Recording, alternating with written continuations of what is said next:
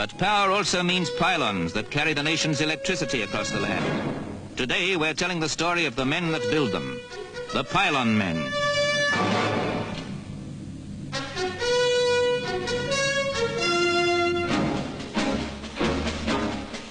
These are the men who have made danger their stock in trade. Real-life danger men who climb up to a world of work that most of us might conveniently ignore. But it must be done. This is how they build the 165 feet high steel towers that will carry the Central Electricity Generating Board's cables across Sussex and Hampshire to the West Country.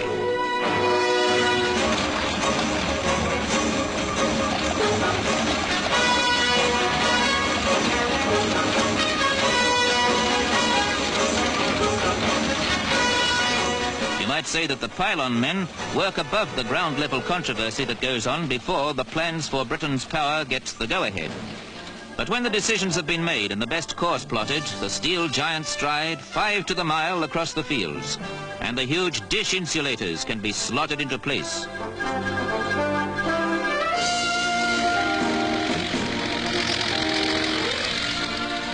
It's a long haul, and this is all weather work, seriously hampered by mud and rain. But on average, the pylon men complete 2.5 miles of their route every week.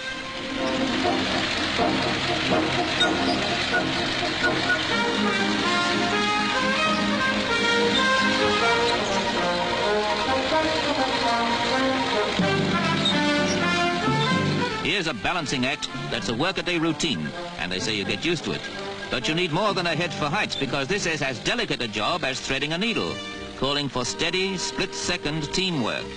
And when the steel towers and glass insulators are exactly in place, it's time for the big job of putting the power lines into position.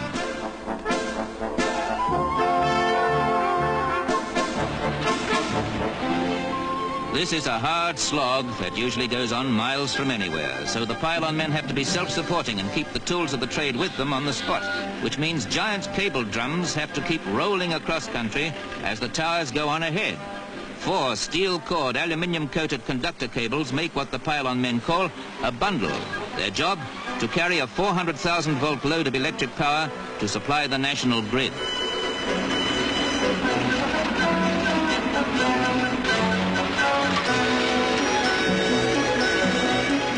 There's no room for a wayward wire, so the job of pulling the conductor cables up into place is a radio-controlled operation, fined down to the last millimeter, so that the bundle is stringed, as they call it, through the insulator at exactly the right tension, sometimes a tense moment.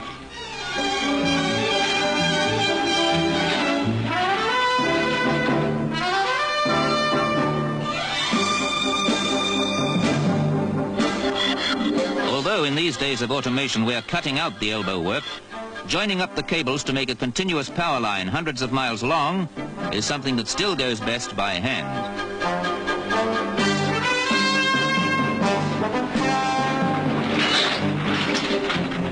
Putting cables underground costs 10 times the price of pylon power.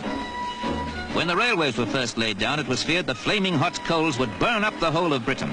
Now the age of steam is over, people are more concerned that we've lost our railway heritage.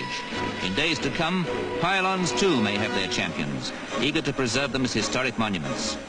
But the job of spacing the cable goes on, calling for a high-wire act that would thrill any circus audience.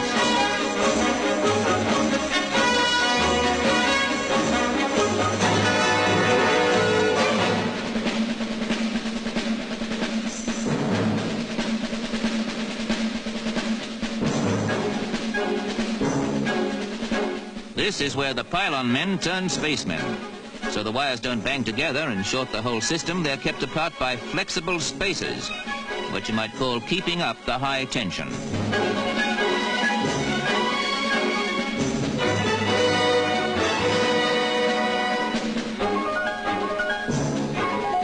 With their skill and daring, the pylon men carry the amenity of electricity to remote places. And the pylons themselves certainly have their own kind of grandeur as they march across the land.